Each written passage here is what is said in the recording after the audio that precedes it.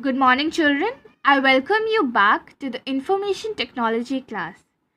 Children, we were continuing with chapter number 9 and we have already studied about formulas and functions. I hope all the topics are clear to you. Now we are going to study the very last topic of this chapter, that is cell referencing. Okay, so let's get started with that, and after that we will discuss fill-ups and question and answers. So children, what do you mean by cell referencing? Before learning about cell referencing, let's study what the term reference means. So if I tell you to refer to this page of your book, okay, what does that mean? I am telling you to go to this page, any page of your book, and whatever question I've asked, the answer would be in that page, on that page. Okay, so that means you are taking some information from that page, from that source. So reference means to take resource from source. Okay, now in Excel, what does cell referencing means? We say refer to this cell. That would mean go to this cell. Okay, for example, I am telling you like A5. So what I'm referring to, which cell, children? I am referring to column A and row 5. That is A5, right? Similarly, B3. Which cell I am referring to? I am referring to column B, row 3. Like that, we refer to the cell. Okay, now let's study. The functions and formulas used in Excel are dynamic in nature. So children, before understanding dynamic, I want to introduce a word to you, that is static. So these two things, dynamic and static, are opposite to each other. Okay, now dynamic means change. So when things are changing, we say it is dynamic in nature. Fine. When it is static, static means fixed, so it won't change. Okay, it is static in nature means it doesn't change, it is fixed. So formulas and functions that are used in Excel are dynamic in nature. Why we are saying that? Because when you change the, like if you have written any formula and you change the row, okay, the formula will also automatically change according to the source values. Okay, I will give you one explanation for this, then we'll continue. Okay, let me read this out first, and after that I'll show you one example of this. This means that the value of the result is recalculated automatically if the values in any of the source cells is modified. And I've already showed you this thing, children. When we were doing that sum formula, I changed some value. Okay, when I change some value, automatically the result which includes that value changes. For example, let me show you this one.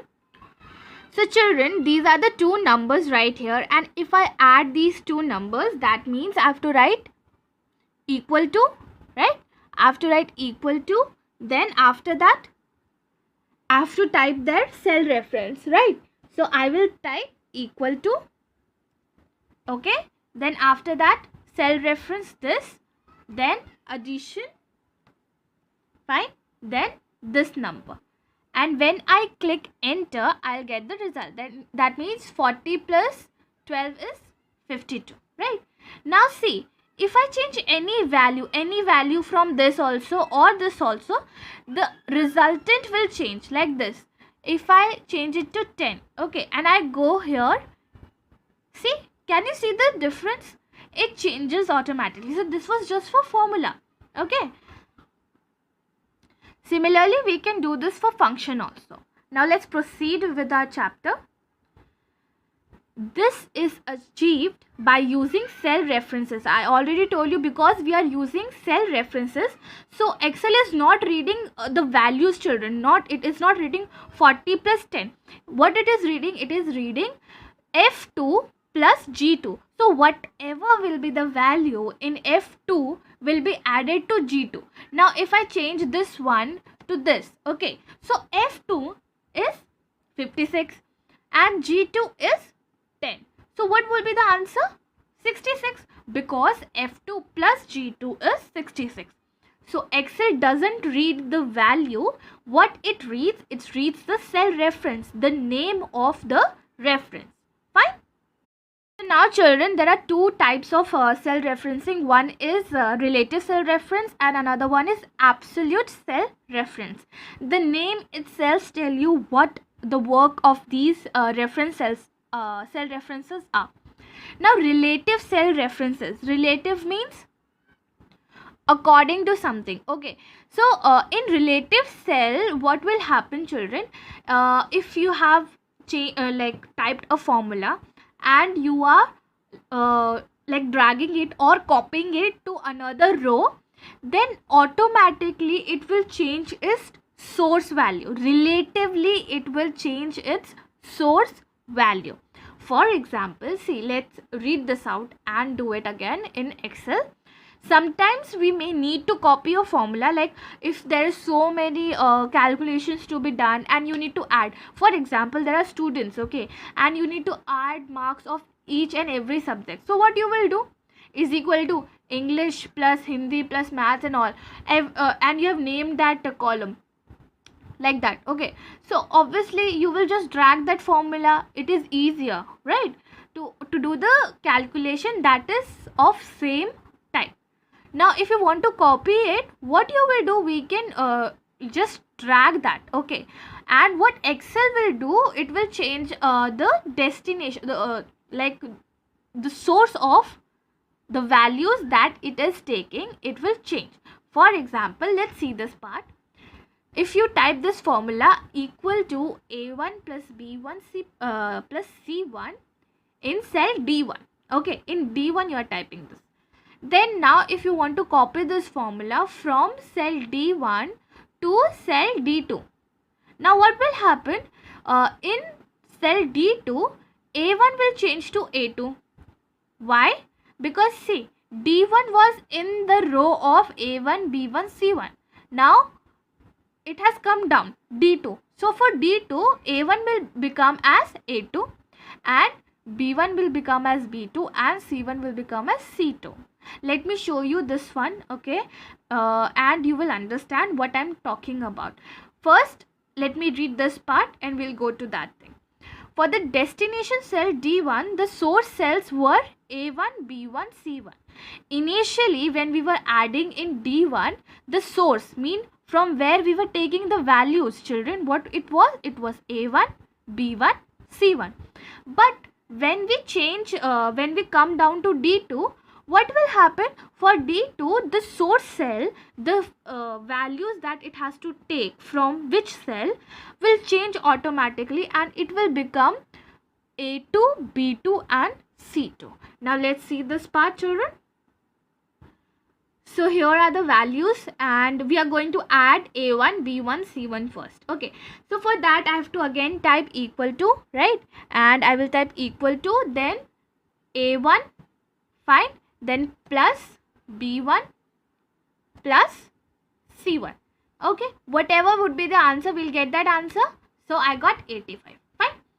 Now children, if I want to copy this formula in D2, what will happen? It will change according to the source value. Right now for this, source value is A1, B1, C1. When I change, copy this formula, and to copy, what you need to do, you have to just drag it like this. Okay, so see here, when I click on this one, D2, see, relatively the values have changed. A2 plus B2 plus C2. So it knows that I have to do the same thing, but for these values I have to perform the same formula but for these values. Now if I again copy it like this, you can see for this one it will be A3, B3 and C3. For this it knows that I have come to D3, that means my source is A3, B3 and C3. Fine. So children, this type of cell referencing, where the source cell from where we are taking the values, the source cell references change. Okay, the source cell references change according to the destination, because destination first was D1, then D2. So when we were going to D2, automatically the source cell reference changes, right? It changed to A2, B2 and C2. So this kind of cell referencing is known as relative cell referencing or relative referencing. Okay, it is named so as the references of the source cell changes with the relation to the destination cell. So according to the destination, Excel changes the values and the cell reference as well, whatever the values is in that cell reference. I hope relative cell reference is clear to you. Now we are going to study about absolute cell reference, that is a little different from relative cell reference. So children, absolute cell reference means that in this cell referencing, something will be fixed. Some cell reference will be fixed, or the entire cell reference would be fixed. Like for example, let's understand this, that every employee gets a bonus in Diwali. Okay, and a person has to make a table according to that, whatever salary that person is having, okay, and we are just giving bonus not according to them their salary, but we are just giving them 1,000 rupees for this year. Okay, so I need to add salary plus 1,000. See, this 1,000 term is fixed. Okay, so like if there is any values in A1, any salary that is written is A1. Okay, and I have to add something to that, like 1,000 I have to add, I have to fix that cell. Okay, I don't have to type 1,000 every time that I'm calculating. I can fix it and add it, right? And similarly children, there is one more example, and before that we need to understand that absolute cell reference, how do we fix cell references? By this dollar sign. When we are writing B1, okay, B1 is cell reference, but if I write dollar B dollar sign then 1, so that is fixed or absolute cell reference. So B1 is fixed. Whatever value is in B1, that has to be fixed. It will not change. Okay, now for example, let's see here. We have some values written in A1 to A5. I have already done that for you. We have written 10 in cell D5. Fine. From A1 to A5, some values are there, and in D5, 10 is written. Now, if we wish to calculate the product, mean multiplication of each value in the cells A1 to A5 with the value in the cell D5. So I want to multiply all the values from A1 to A5 with D5 and I want to get the result. Okay, then in B1 the formula would be A1 means equal to A1 into D5. That is for this one. But when I copy this, okay, let us do this and see what problem we will get for this. So see children, I have written some values from A1 till A5 and I have written 10 here in the place of B1. Okay, in the place of B1. So I am going to write formula in C1. That doesn't matter, you can write anywhere, right? But you have to just be specific about which cell reference you are going for. Now what you will do, you will write equal to 45. That is in which cell reference? It is in A1, right? Is multiplied by this. Okay, now if I like A1 multiplied by B1 means 45 into 10 is 450. I will get that answer. But if I want to copy this to this, I will get 0. Why? Because of cell referencing, right? That is used, right? Relative cell reference, I told you, if we copy any formula, it changes automatically. So what is the formula here? Let's see. It is A2 into B2. So yes, I wanted to multiply A2, but I wanted it to multiply with B2.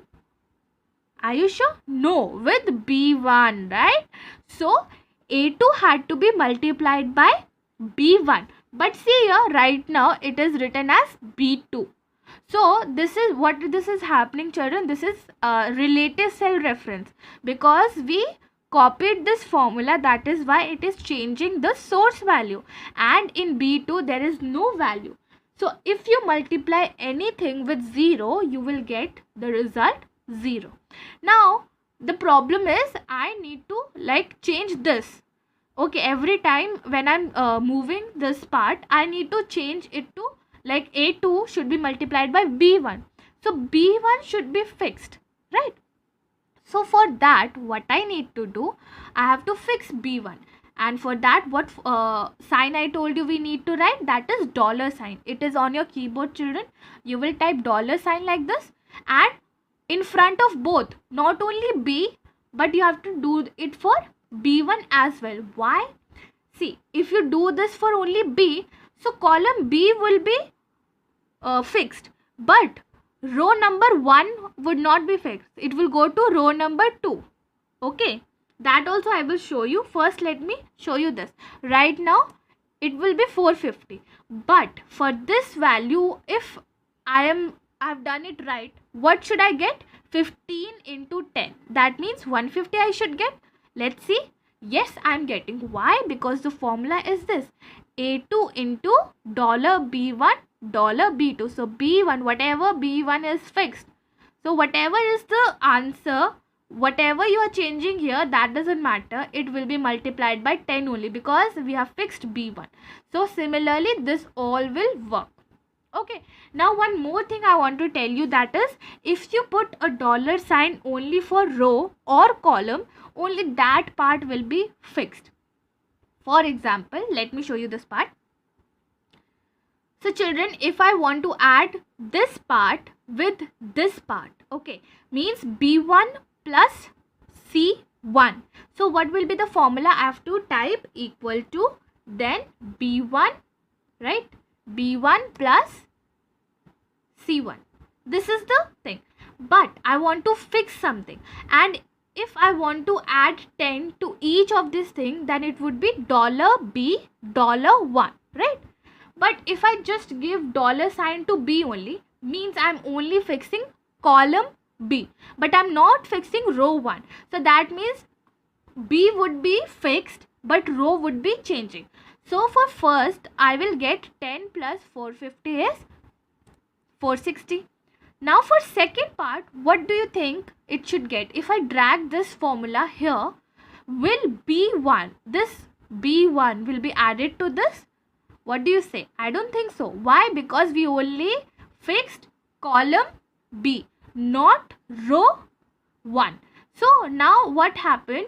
Column B was okay, but row 2 has come, and in row 2, like B2, nothing is there. So nothing has been added to 150. See here, $B2. It changed from here, it was B1, right? $B1, and here it changed $B2. So you have to be specific what you need to fix. Column you have to fix, row you have to fix, or specific cell you have to fix. If specific cell you have to fix, the dollar sign will come with both column also and row also. Okay children, with this we have completed this chapter. Okay, so now we are going to discuss these exercise questions like fill-ups and question answers. Okay, so see children, the first question in fill-up is, Excel provides us a large number of inbuilt formulas. Already formulas are made and Excel gives it to us, that are known as, or which are called functions, right? Functions are inbuilt formulas that we just use, right? We don't have to do anything.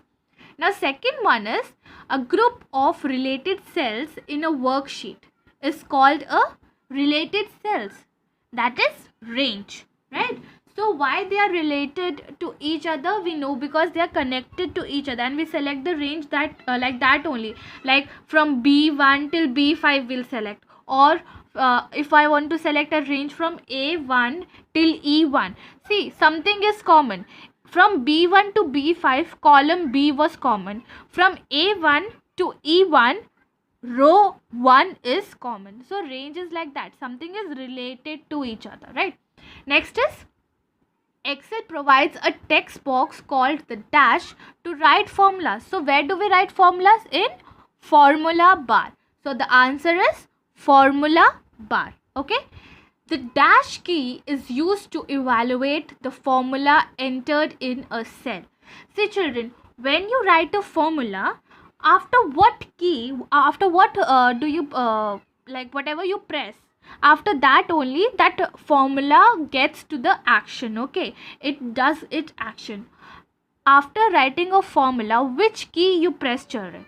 You press enter key, and you know where the answer is, the dialog box that are in your book. Okay, inside that you will get this answer. Let me show you that part. See children, the answer is here. After you finish entering a formula, make sure to press enter key to evaluate the formula and view its result. Okay, so you need to read this bubbles also. In the upcoming test for Friday, I will give this chapter and only fill-ups and true and false. This will come. So you have to read each and every line of this chapter. Like this, I can give from here also. So please read this chapter thoroughly. Okay, now let's continue. Next one is the dash function adds a series of numbers. So when we want to add a series of numbers, which function do we use? We use sum function. So I can give you this. The dash function helps you to find the maximum or the largest number of a series. Then which function? Max function, right? MAX, that function. So like that you have to be ready to answer. Only these part will not come. I can give anything from the chapter. So you have to take the right answer. How do you name a cell range? So when you want to rename a cell range, what you need to do? You will from these you have to choose some. Okay, let's read this out first. Select the last cell and click in the name box and type a name. Why do we click last cell? Why will we click the last cell, right? Now this one is not the answer.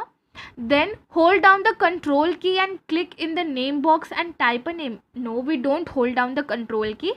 We just select the range of cells and click in the name box and type a name. So you have to tick mark the third part. Okay, now second one is, which symbol must all formulas begin with? So whatever formulas or whatever functions also we are using, which symbol it is using?